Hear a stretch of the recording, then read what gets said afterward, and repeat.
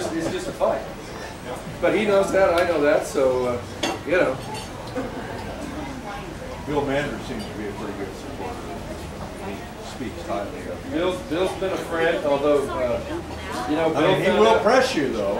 Bill found out that we had the headquarters opening, and he didn't get a specific invitation, so he called me up and left a message that was less than flattering. So I called and said, "Well, heck, Bill, I didn't get an invitation either. I was there, you know. Should have come by and had a donut." He's on a diet. Yeah, that's right. That's right. So, but I'll tell you, I think what it boils down to is this: it's pretty much constant motion for the next 60 days, leading up to the start of that early voting. The Supreme Court decision will be, I think Ross Miller said he needs to know what the deal is by the 8th of this month, which is 7 days from now, just for the logistics of getting ballots printed and absentee stuff, mail-in stuff done. So, be interesting to see what the Supreme Court does, because they'll probably also have a reapportionment issue in front of them in a few more months, since that's in the district court in front of, I think, Judge Russell also right now. So it's an interesting time to be on the Supreme Court, and it's an opportunity for them to be judges or be politicians. So we'll see.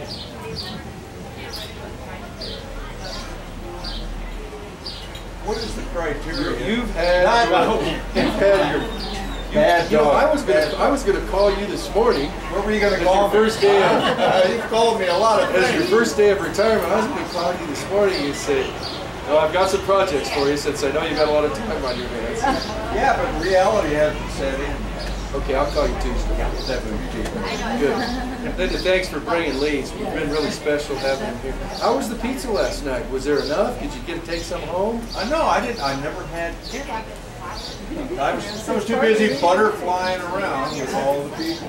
For those of you that don't know Willie Nelson's younger brother here, Lee Hobold, latest addition to the retired ranks of public servants in Nevada. Lee was the photo opportunity guy for the Railroad Museum for the last 15, 20 years. I got an interview with John Tyson today. He called me up and it'd be my grand finale. And actually, this meet and greet thing was actually just subterfuge. It's not about me, it's about Lee. So what are your questions for Lee? I have one. Buying a hamburger from Warren Hensley Company tomorrow? You got it. Yeah, yeah. Okay. You bet. You know what? I'm not tomorrow to do that. Tomorrow they're going to have a reenactment of the Civil War. They've got a railroad car with a mortar, a short cannon, a big mortar, and they're using bowling balls for ammunition.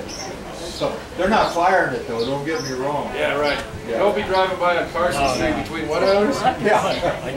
There's 11:30 p.m. and then there's one at 2 o'clock. We just had a bowling ball bounce off the hood of the car. Yeah.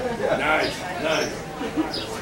Okay, I have a serious question. What is the criteria of donating to your committee? Other than there's two ways. You can go on the website, Amodei, the numeral 4nevada.com, and then the other thing is you Amodei for Nevada at 503 North Division Street, Carson, 89703. How about just an envelope for gas money? Needs to be a check. Yeah. What? Yeah, we don't do cash. Okay. Cash is a bad thing in a federal election sense. Thank you. Thank you, but no. I have 100 grand. Do I give 10 grand each? And anonymous is even worse. Yeah. Yes. I got a question. Yes. Where do you you might have said this before, and I apologize if you have, but where do you stand on Yucca? You know what? Good question. There's a lot of stuff flying around about Yucca. I think there's a couple things. First of all, nobody wants a nuclear landfill. The nuclear landfill is take it there, put it in there, and leave it alone. But there are opportunities. There are opportunities for reprocessing. There are opportunities for R&D. There are opportunities for nuclear safety, for nuclear incident response training. There are a lot of opportunities to use that facility in a way that is not simply stick it there and forget about it. And so, I think there was a leadership opportunity missed this last Congress where the budget was zeroed out. You know, because now you got to go find money to put back in a budget time that's quite frankly going to be pretty competitive. There are also, when you look at what's going on, there are several lawsuits. Several states have sued the Nuclear Regulatory Commission over the failure to proceed with licensing. And you take a look at the congressional process, and Senator Reid has said, well, I've zeroed it out, and it's a victory. And it's like, well, yeah, but the legislative process, that's a victory until the next bill is introduced or the next amendment is tagged onto something. So as long as Congress is alive, which it always will be, the issue is still alive. What about putting pressure on the actual states to, instead of the government, to fund it? Well, actually, there's a mill tax on every nuclear kilowatt hour. There's a pretty sizable amount There's money laying there. in an account now. I'll tell you the thing that's interesting though is there's 3 or 4 states that are talking about competing for an interim or short-term storage licensing as we speak.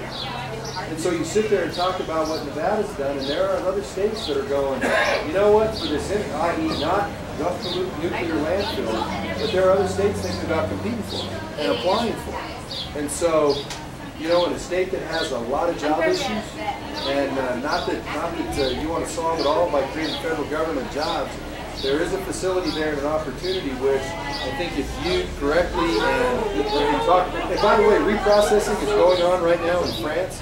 It's not economically feasible, but it's like that's why you bring some R&D tools to the fore also to say, okay, how do we get this through continued matriculation of the research and development to, you know, make it economically feasible? Because the facts on some of that stuff are that when it's put in those temporary holding ponds at the facilities, there's still a super majority of the part of the material that's, I mean, I want to say it's like 85% or something like that, that's still potentially usable. So you have a potential resource there for future use. That's the right. Well, yeah. Well, you know, we're going to try to get more of that domestic investment within our borders. I think it's something to shoot for now rather than foreign, and especially antagonistic foreign. 6 o'clock is the cutoff.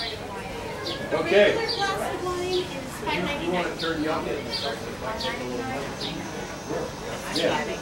And you know, when you say that, people say, well, it's like, listen, nobody wants a nuclear landfill. But there are other ways to do that where it's not just sit there and forget it.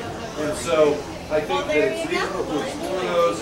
And then we ought, instead of, you know, the old just say no thing. And there's a possibility that they can take that nuclear waste and in the future have use for it. Yeah. Make it stop.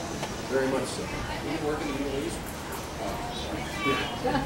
Hey, we're trying to get nuclear out of there. It's not into. That's just, I'm going out on a limb there, but that's what I'm thinking.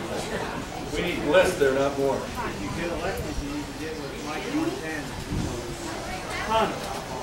Mike Montana, former mayor of the city of North Las Vegas, who is not done, I don't think, politically in Nevada. 14-year-old guy. Good guy. What about Social Security? Old people that are drawing Social Security having to pay tax on it. I think that is so wrong. Well, you paid into it. I can tell you this. You pay tax on it. You're going to see and hear a lot about Social Security in this election cycle. They did it in New York. The two extremes will be, you will hear that a certain party wants to cut everybody off and push wheelchairs down staircases. And then you'll hear other ones that talk about, you know what, when the age wave, I don't know what the number is, but I think it's every few minutes another baby boomer turns 65. Coming up strong. Yeah, and so one of the things that I had talked about is, you know, we need to start telling each other the truth. And that is, nobody's going to affect anybody who's drawing down. And the only line, the potential line that's been drawn is people that are 55 and older, your Medicare, your Social Security stuff won't change. But if you're younger than that and you're 10 or more years away from eligibility, we may change some of that sum so that it can be sustainable.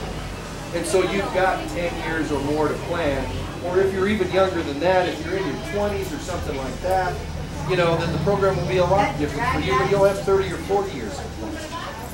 And I guess the thing that ought to scare people even more than anything else is, if you really look at the numbers in terms of how the system is funded now or not, it's like, let me tell you what, this bit where people are crossing their fingers saying, oh, it'll be okay, forget about it until the next election cycle.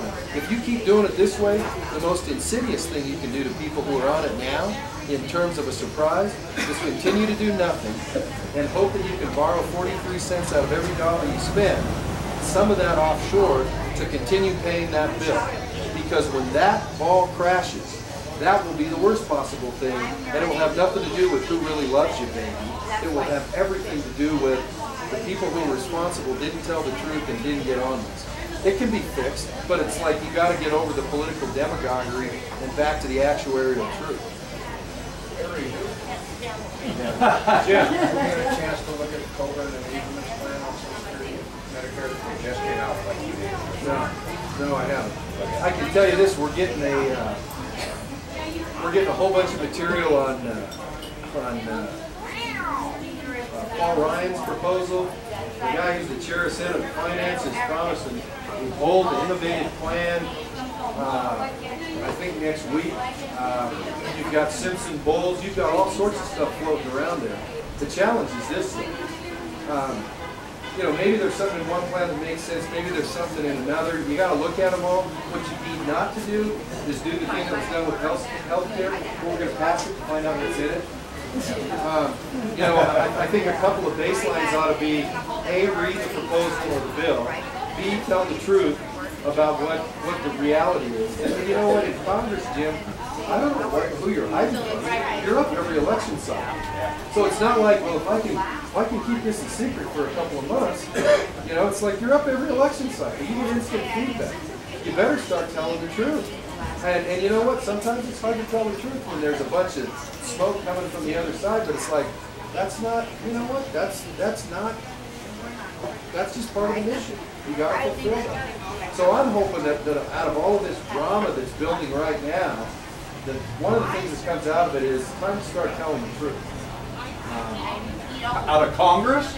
Out of Senate? Well, if I end up get there, I'm going to tell the truth. We'll see how long that lasts. Yeah. Say, half of that truth, get that guy. They'll take you in a smoke-filled room and say, look, Mark, this is the way it works. Yeah, thank you for the truth, and we've had enough of you. Stay away from the Kool-Aid stand. Yeah. Stick with the lemonade. So anyhow, enjoy your weekend. We will be out and about, and I'll be back tomorrow. And, I don't know what's going on in town tomorrow night. If you see me wandering down the street tomorrow night in northern Nevada somewhere, point me towards shade or a water fountain fix. Are you going to have bumper stickers or something? Yeah, or anything? yeah. Actually, you know, we got our first set of signs printed. We got everything we could out of the sign company. And we have T-shirts and we have stickers and all that stuff. We will be distributing them in Carson 3 or 4 different ways. You can do what you're used to, Lee. Call and drive at me, and I'll make a, you know, we have the high maintenance method, we have the team player method. So anyhow. Did you bring any signs tonight? Actually, the signs are already on their way to eastern Nevada because they don't make them out there. And so we'll have another shipment in this week. And by the way, the signs are being purchased locally.